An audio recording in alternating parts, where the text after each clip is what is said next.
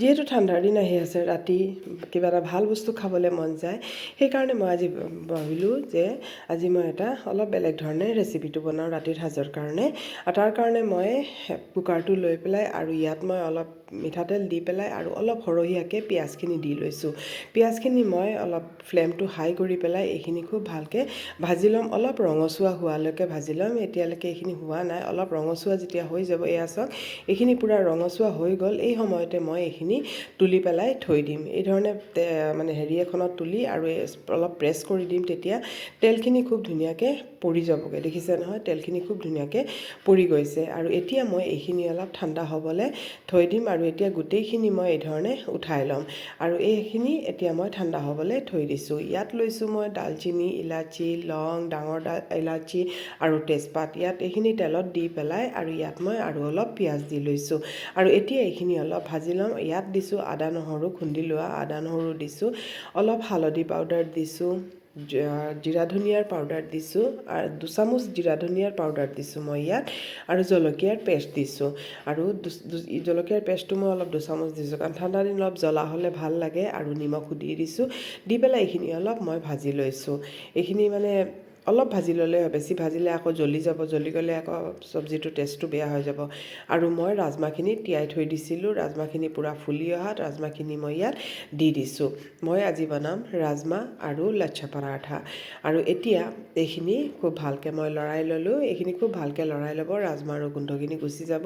আৰু ইয়াত মই অলপ পানী দি দিছোঁ। এতিয়া পানীখিনি দি পেলাই আৰু এতিয়া এইখিনি খুব ভালকৈ মই লৰাই মেলি এতিয়া চিটিটো লগাই দিম। আৰু এইখিনি 5 চিটিমান মৰাম চেক কৰি ল'ব মাজে মাজে। যদি বেছি সিজি যায় আকৌ দাইলৰ নিচিনা হৈ যাব। এতিয়া মই পৰাঠা বনাবৰ কাৰণে মই ৰঙা আটা লৈছোঁ আৰু অলপ ময়দা লৈছোঁ। গোটেইটো ময়দাটো বনাব পাৰে, মই কিন্তু বনোৱা নাই। মই কিন্তু ৰঙা আটা 2 কাপ আৰু আধা কাপ মই ময়দা লৈছোঁ। অলপ নিমখ দিছোঁ আৰু ৰিফাইন তেল দি পেলাই এইখিনি খুব ভালকৈ ময়ন দি লৈছোঁ। এইখিনি কিন্তু তেল দি পেলাই খুব ভালকৈ ময়ন দি ল'ব। যিহেতু ৰঙা আটা হয়, কিন্তু খাবলৈ বহুত মচমচীয়াও হৈছিলে। আৰু ইয়াত মই দিছোঁ অলপ কুহুমীয়া গৰম পানী। পূৰা উতলা গৰম পানী দিয়া নাই, কুহুমীয়া গৰম পানী দিছোঁ। দি পেলাই এইখিনি মই ভালকৈ এটা মানে ডো লগাই ল'ম, আঠা মঠি ল'ম। আৰু এয়া চাওক এটা মই আটাটো ডো লগাই লৈছোঁ। আৰু এতিয়া এইখিনি মই অলপ ঢাকি পেলাই থৈ দিম। আৰু এতিয়া অলপ দেৰি 5 মিনিটমান ঢাকি পেলাই থৈ দিলোঁ। আৰু এতিয়া মই ইয়াতে আৰু অলপ ভালকৈ মই এইখিনি মঠি ল'ম। তেতিয়াহে মানে পৰাঠাটো খুব ধুনীয়া হ'ব। আৰু এইটো লাচ্ছাটো সদায় হেৰিতে বনায়, ময়দা দিহে বনায়। কিন্তু মই ইমান ময়দা ভাল নাপাওঁ, সেইকাৰণে মই ৰঙা আটা দিয়ে বনাইছোঁ। আৰু এতিয়া মই এখন ৰুটি বেলি ল'ম, একেবাৰে ডাঙৰকৈ। মই অলপ সহজভাৱে বনাব লৈছোঁ, কাৰণ সেনেকুৱা বনাবলৈ হ'লে মানে বহুত দেৰি লাগিব। সেইকাৰণে মই একেবাৰে কুইক যিটো হয় এই ধৰণে বনাবলৈ লৈছোঁ। মই এখন ডাঙৰকৈ একেবাৰে ৰুটিখন বেলি লৈছোঁ। এই ধৰণে পূৰা ৰুটিখন বেলি পেলাই ইয়াত মই তেল লগাই লৈছোঁ। ৰিফাইণ্ড অইল বা ঘিউ আপোনালোকে লগাব পাৰে। আৰু ইয়াত আকৌ মই ময়দাখিনি এই ধৰণে ছটিয়াই দিছোঁ, বা কৰ্ণফ্ল'ৰো ছটিয়াব পাৰে, কিন্তু মই ময়দা ছটিয়াইছোঁ। এই ধৰণে ময়দাখিনি পূৰা ছটিয়াই আৰু অলপ মিক্স কৰি দিব, বা মিক্স নকৰিলেও হয়, ভালকৈ ছটিয়াই দিব। আৰু এখন প্লেটত মই এই ধৰণে আটা অলপ দি লৈছোঁ আৰু দি পেলাই ৰুটিখন থৈ দিছোঁ। এতিয়া মই গোটেইখিনি এই ধৰণে ৰুটি বনাম। আৰু বনাই পেলাই ইয়াতে মই অলপ তেল লগাই পেলাই আৰু অলপ ময়দা ছটিয়াই পেলাই আকৌ ইয়াৰ এখনৰ ওপৰত এখন দি যাম। এইটো একেবাৰে সহজ প্ৰচেছ হয় লাচ্ছা পৰাঠা বনাবলৈ, আৰু খাবলৈও খুব সোৱাদো হয়। আৰু ঘৰত যদি এনেকুৱা বনাব পাৰে, কাৰণ লাচ্ছা পৰাঠা বনালে ময়দাৰে খোৱাটো আমাৰ স্বাস্থ্যৰ পক্ষে ইমান ভাল নহয়। সেইকাৰণে এই ধৰণে মই বনাইছোঁ। এতিয়া মই 5খনমান, এয়া চাওক মই 5খনমান ইয়াত এই ডাঙৰ ডাঙৰ ৰুটি মই বেলি লৈছিলোঁ। 5খনমান মই, আপোনালোকে যদি ভাবে আৰু দিব পাৰে, কোনো কথা নাই। আৰু এতিয়া এইখিনি মই এই ধৰণে এটা ৰাউণ্ড কৰি ল'ম। এই ধৰণে পূৰা এয়া চাওক এইখিনি পূৰা ৰাউণ্ড কৰি ল'ব। আৰু পূৰা ৰাউণ্ড কৰি পেলাই আৰু যিখিনি লাষ্টৰখিনি থাকি যাব, এইখিনি আঠা নালাগে, সেইকাৰণে ইয়াত অলপ পানী লগাই ল'ব। এই ধৰণে পূৰা পানী লগাই ল'ব। তাৰপিছত এইখিনি অলপ দেৰি এই ধৰণে থৈ দিব। তাৰপিছত চাব পূৰা মানে আঠা লাগি যাবগৈ। এয়া চাওক এই ধৰণে পূৰা পানী দিয়াৰ লগে লগে আঠা লাগি গ'ল। নহ'লে আকৌ পানী দি দিলে কি হ'ব, খোল খাই যাব। যেতিয়া আমি কাটিম তেতিয়া খোল খাই যাব। আৰু এতিয়া এই ধৰণে অলপ ভালকৈ কৰি ল'ব। তাৰপিছত মই কাটি ল'ম। এই ধৰণে কাটি ল'ব। যেনেকুৱা ৰুটি আপোনালোকে যিমান ডাঙৰ হিচাপে খাব পাৰে বা সৰু বনাব বিচাৰে সেই অনুপাতে আপোনালোকে কাটি ল'ব।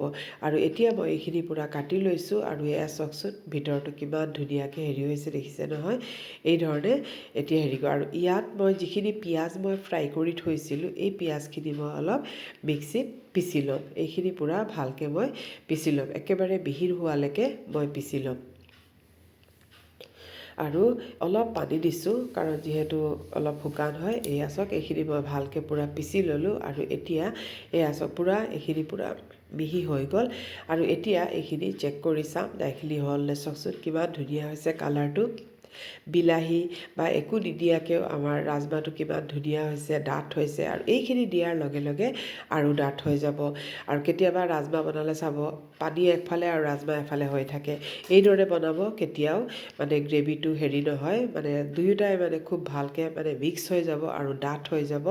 আৰু ৰুটি বা পোলাওৰ লগত পৰাঠাৰ লগত খাবলৈ এই ৰেচিপিটো খুবেই বেছি ভাল লাগে। আৰু এই ধৰণে মই 10 মিনিটমান এই ধৰণে উতলাই ল'ম, তেতিয়া এইখিনি ভালকৈ মিলি যাবগৈ আৰু গ্ৰেভিটো খুব ঠিক হৈ যাবগৈ আৰু ধুনীয়া হৈ যাব। এয়া দেখিছে নহয় ইমান ধুনীয়া হৈছে গ্ৰেভিটো। আৰু এতিয়া আমি ৰুটিটো বনাই ল'ম। আৰু এয়া চাওক এইখিনি ৰুটিখিনি মই এতিয়া অলপ বনাবলৈ লৈছোঁ। আৰু এই ধৰণে আপোনালোকে এবাৰ ৰাতি বনাই চাবচোন, খুবেই ভাল লাগে। ৰাতি ঠাণ্ডাৰ দিনত এই ধৰণে কিবাকিবি ভাল বস্তু খাবলৈ মন যায়, এই ধৰণে বনাই পেলাই খাব পাৰে। আৰু এয়া চাওক এইখিনি ৰুটিত তেতিয়াও দেখিছে নহয় ভিতৰতো কিমান ধুনীয়াকৈ হেৰি হৈ আছে। আৰু এতিয়া মই ৰুটিখন টাৱাত দি দিছোঁ আৰু দি পেলাই অলপ হওঁতেই, কাৰণ পূৰা সিজিব নিদিব, অলপ হওঁতেই মানে তেলটো দি দিব, তেতিয়া খুব ধুনীয়া হয় ৰুটিখন আৰু একেবাৰে ছফ্ট হয়, কোমল হয়। আৰু এতিয়া তেলটো দি পেলাই আৰু ইফালেও মই অলপ তেল দি ল'ম আৰু এইখিনি এই ধৰণে মই বনাই ল'ম। আৰু চাব খুবেই ধুনীয়া হয়, কালাৰটো খুব ধুনীয়া হয়। আৰু পূৰা মানে যেতিয়া আমি ৰুটিখন ছিগিম পূৰা পাৰত মানে লেয়াৰবোৰ ওলাই যায়গৈ, খুব ধুনীয়া হয়। আৰু অলপ মানে অলপ লাহে লাহেকৈ হেঁচি দিব তেতিয়া, কাৰণ ৰুটিখন অলপ ডাঠ আছিলে সেইকাৰণে মই অলপ লাহে লাহেকৈ হেঁচি দিছোঁ।